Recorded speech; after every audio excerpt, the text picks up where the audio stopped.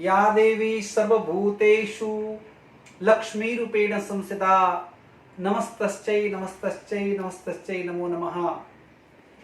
जय भगवती। सभी साधकों को बहुत बहुत शुभकामनाएं। जो नए साधक जुड़ते जा रहे हैं उनको बहुत बहुत शुभाशीष, और जो साधकों को अच्छे अनुभव आ रहे हैं उनके अगर जो आज मैं उत्तर सुनकर बहुत प्रसन्नता हो रही है। वर्तमान के अंदर में श्री सूक्त के फलश्रुति मंडल में एक श्लोक है कि श्री वर्चमायुष्यम आरोग्यमा विद्या तत्पौमान मह्यते। मुझे सुख संपत्ति आरोग्य सब चाहिए, तो जाना क्या है? तो दुख दारिद्र्य जाए इसकी कामना हमको होती है, हमारा सौभाग्य वृद्ध हो उसकी हमें एक बहुत इच्छा होती है, उत्कंठा होती है। तो हम पिछले 3 सीरीज बनाई है। उसके अंदर में प्रथम वीडियो में हमने बताया कि ग्रह के उपाय कैसे किए जाएं या ग्रह के विषय को लेके क्या किया जाए, जिसके अंदर में हमने रत्न धारण करना इत्यादि सब बताया। दूसरे में हमने यह बताया कि भाई घर का आपका वास्तु अगर जो डिस्टर्ब है तो वो कैसे सही किया जाए या उसके विषय में गंभीरता से सोचा जाए। तीसरे विषय में हमने यह लिया था कि आप के ऊपर अगर जो कोई नकारात्मक ऊर्जा आ रही है तो उसका आप कैसे करेंगे उपाय। इसके पश्चात हम एक और विषय है, इसके अंदर में हमें सुख आरोग्य सौभाग्य बढ़ाने के लिए और हमें सुखी कैसे होना है। तो सुख की कामना के साथ हमारा जीवन हम बहुत अच्छा चल रहा होता है, अचानक हमें समस्याएं शुरू हो जाती हैं, और वो ऐसी समस्याएं शुरू हो जाती है जिसका हमने साल 2 साल 10 साल 5 साल में जो भी कुछ हमने एकत्र किया होता है वो एक साथ में समाप्त हो जाता है और हम एकदम ठगा सा रोड पर आ जाते हैं, महसूस करते हैं। तो यह क्यों हुआ?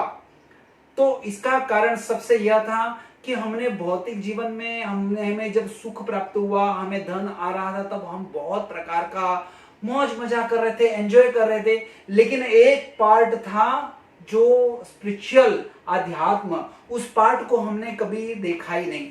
और जब हमारा अच्छा समय आता है तो हम कहते हैं ये पूजा पाठ ये सब ढकोसला है, ये सब ढकोसला है, ये सब कुछ नहीं होता है, मेहनत करो। तो मेहनत तो बहुत से लोग करते हैं, लेकिन क्यों उनको तकलीफ रहती है? उसका कारण यह है कि उन्होंने आध्यात्म को स्पिरिचुअलिटी को इंपॉर्टेंट नहीं दिया, अध्यात्म जीवन को महत्व नहीं दिया।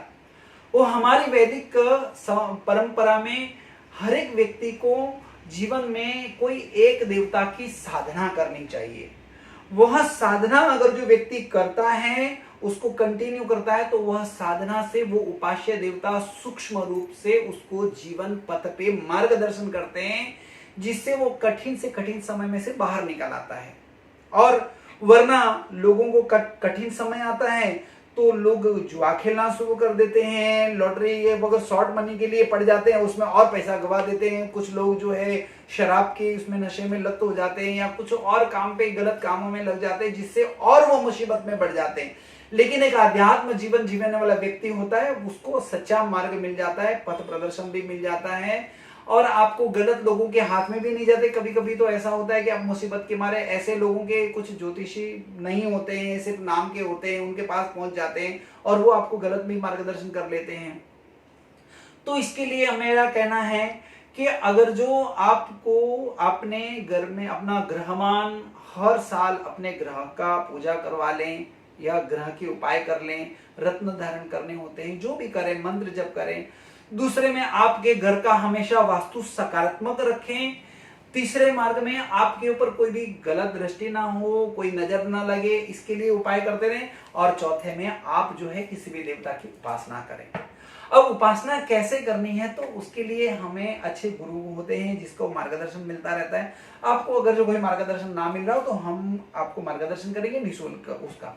लेकिन आप किसी उपास्य देवता का, जैसे कि भगवती लक्ष्मी की उपासना करने वाले को श्री सूक्त सदैव पढ़ना और लक्ष्मी सहस्त्र नाम करना, भगवती दुर्गा जी की उपासना करने वाले वो अपराजिता स्तोत्र का पाठ करें, और शिव जी की उपासना करने वाले महिमना स्तोत्र का पाठ करें, और विष्णु उपासना करने वाले विष्णु सहस्त्र नाम का पाठ करें। कुछ देवता होते हैं वृक्ष की उपासना करें, वृक्ष की प्रदक्षिणा इत्यादि करें, और नित्य सवेरे हो सके तो सूर्योदय के पहले उठें और नित्य एक मंत्र जप करें, और 15 दिन में अपने उपास्य देवता का जो भी व्रत तिथि आता है उस व्रत करें।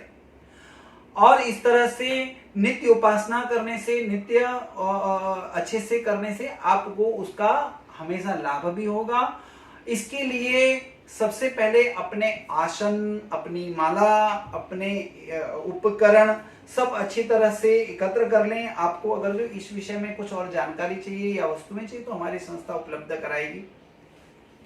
तो इस तरह से अपना ललिता सहस्त्र नाम है और भैरवाष्टकम है, कुबेर की उपासना है, उस तरह से आप उपासना करें। उपासना के जो नियम हैं उसको समझ लें। कुछ लोग गणेश उपासना करते हैं, कुछ लोग हनुमान जी की उपासना करते हैं। आप किसी भी तरह की उपासना करना चाहते हैं तो हमसे जुड़िए। अगर जो आपके आजू बाजू में कोई अच्छे सिद्ध महात्मा रहते हैं या सिद्ध गुरु रहते हैं या सात्विक गुरु रहते हैं, उनसे भी मार्गदर्शन करिए। आवश्यक नहीं कि हमारे से मार्गदर्शन करिए लीजिए। आप कहीं पर भी अपना मार्गदर्शन, और विशेष रूप से काला कपड़ा ना पहने, मंदिर में जाते समय काला वस्त्र ना पहने, और 8 दिन के अंदर में परिवार को लेके एक बार मंदिर जरूर जाएं। आप स्वयं रोज किसी मंदिर में जाते तो बहुत अच्छा है, लेकिन अगर जो नहीं जा सकते तो प्रत्येक रविवार या शनिवार या शुक्रवार या कोई भी दिन समय निकालकर मंदिर पर जाएं, भगवान के दर्शन करें, वहां परिक्रमा करें मंदिर की अच्छे से, और हो सके वहां गरीब जो है उनको दान पुण्य करें। और हम जो कभी कभी भगवान को फूल चढ़ाते हैं तो हमें ऐसा लगता है कि भगवान को क्या फूल जरूरी है, ऐसा नहीं है। आप फूल जब लेके चढ़ाते हैं तो किसी गरीब का भी वहां पर पेट भरता है, वह भावना, और भगवान को कुछ चीजें अर्पित होती है। और हमारी परंपराएं चले, परंपरा में रहें, सभी प्रकार के जो है त्योहारों में जो देवताओं का महत्व दें, और साधना करते समय विशेष रूप से ध्यान रखें कि साधना करते समय आप किसी के बारे में गलत ना सोचें, वह साधना आपको जरूर फलित होगी। विशेष करके लक्ष्मी साधना के अंदर में श्री सूक्त उपासना के बारे में मैं आगे एक वीडियो आपको बताऊंगा, और वह वीडियो में मैं आपको श्री सूक्त कैसे पढ़ना है वह भी बताऊंगा। श्री सूक्त की उपासना भी करने से आपको आर्थिक संपदा प्राप्त होती है, और हो सके हर महीने अपने घर में अपने हाथ से यज्ञ करें, साल में एक बार किसी ब्राह्मण के द्वारा यज्ञ कराएं। इसी तरह उपासना मार्ग पे रहने से आपका दुर्भाग्य कभी भी आपके पास नहीं आएगा। आप सुख सौभाग्य से जिएंगे, संपत्ति से जिएंगे, संतति भी आपकी सुखी रहेगी, और रोग से भी मुक्त रहेंगे। जय भगवती, जय महाकाल। मेरे आगे के 3 वीडियो जरूर देखें, और आपको जिस मार्गदर्शन की आवश्यकता है हमसे बात करें जरूर। मेरा फेसबुक, व्हाट्सएप और इंस्टाग्राम से आप संपर्क में आएँ।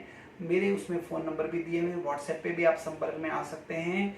और ज़रूर आगे के मेरे वीडियो हैं उसको देखें, और लक्ष्मी उपासना, भैरव उपासना, सभी उपासनाओं के ऊपर मैंने थोड़ा थोड़ा जानकारी दिया है, उसको जरूर सुने, और जो समझ में आए हमसे संपर्क करें।